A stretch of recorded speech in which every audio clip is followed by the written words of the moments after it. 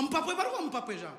Реал Мадрид осы қанша осы сахнада мен осы біздің еліміз өркендеп келе жатырған осында керемет залда тұрған кезде, астанамызда күннен күнге жарқырап келе жатырған, еліміз күннен күнге дамып келе жатыр. Оның өзінің бір дәлелі қазір біздің елімізге уже әлем жұлдыздары келетін болып тұр. Жазда білесіздер, ана Дженнифер Лопес келіп кетті. Ол анау мынау жерге бармайды олар ақыз.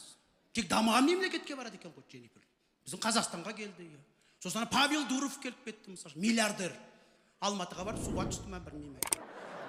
Одан жаңағы білесіздер, әлемнің жаңағы лига чемпиондың 15 дүркін чемпионы Реал Мадрид футбол командасы келіп кетті. Біз Реал Мадридпен ойнайтындай деңгейге жетіп қалғанымыз бар ғой.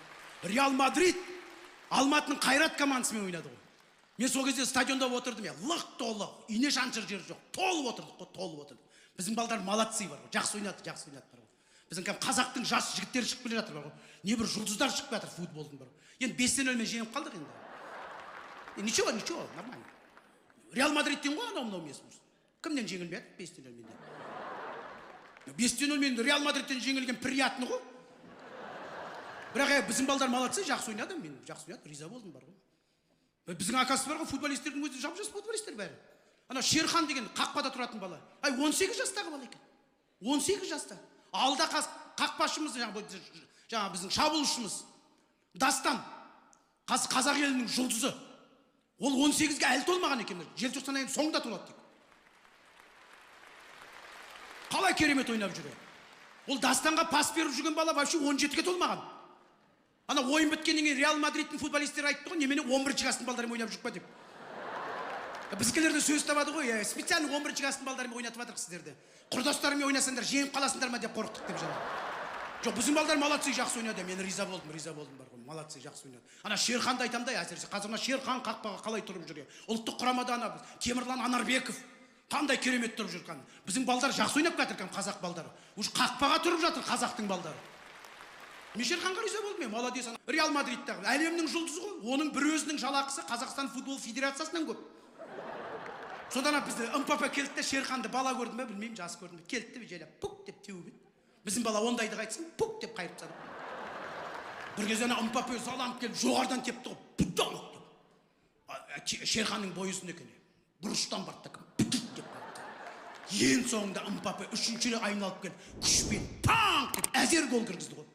Мен ана гол соққанда емес, ана Мбаппенің қуанып баратығына қарап қуандым ғой. Біздің қазаққа гол соққанда қуанып баратыр ғой. Мен бірінші рет көрдім ол қуанып жатырғанын. Обычно бүйтіп тұра қалатын еді жаңағы. Жүгіріп барып қуанып, мен риза болдым бар ғой. Молодцы, жақсы ойнады.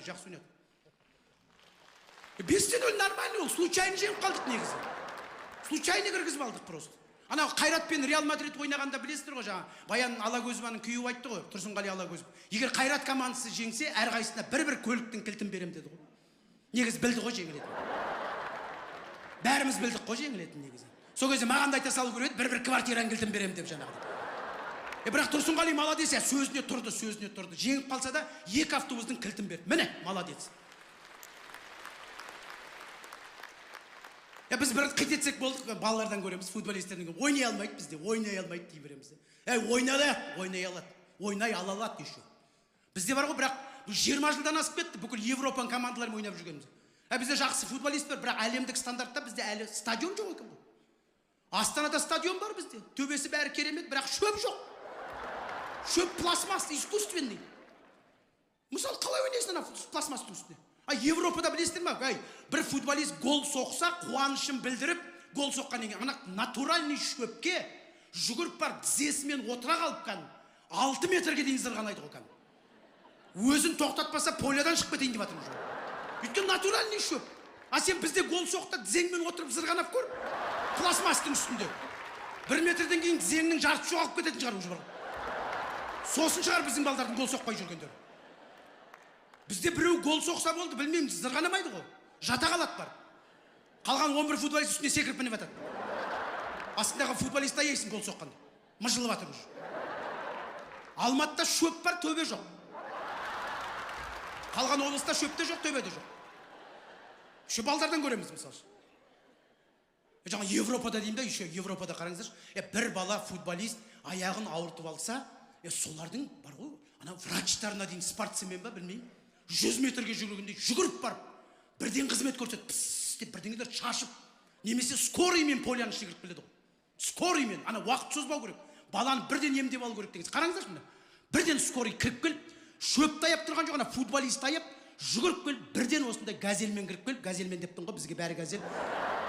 Кіріп келіп, бірден қызмет көрсетіп жатады. Мен жақында тоже бір футбол көрдім, бір қала мен бір қала ойнап жатыр, үлкен қала емес, бір кішігірім екі қала ойнап жатыр екен, досым ойнайтын еді. Жанкүйер болып бардым. Енді қай қала екен айтпай-ақ қояйын. Қазір біреу телефонға түсіріп алып, Инстаграмға салып жіберіп, итак шулап жатқанда оның үстіне футбол қосылып құрсын. Тұрсынбек бізді жамандап жатыр деп жаңағыдай. Сонда бізде футболист құлап қалды, қақпаның қасында аяғын ауыртып алып, біздің врачтың кетіп бара жатқанын қарасаңыздаршы. Мынау не енді деймін да енді. Енді мына кісі қашан жетеді деп ойлайсыздар енді. Еще ана стадионда адам жоқ былай тұрсын енді. Мына кісі жеткенше 15 минут болайын деп тұр. Еще қайтуы бар. Мен мына апама қарасам, вообще ешкімді емдеуге кетіп жатқан жоқ сияқты. Дүкенге кетіп жатқан апамның түрі сияқты екен. Дүкенге кетіп жатқан сияқты өзімен өзі. Сәуледен барып сұрап көрейін, қарызға берсе берді, бермесе қайтып келерім деген сияқты. Мына апам жеткенше бар ғой, ана футболист өзі тұрып, мына апайдың өзіне қарсы шығатын секілді. Шығып, апа бәрі нормально, қайта беріңіз деп жаңа. Рахмет, рахмет. Апам енді ұзақ жүреді бір қалай.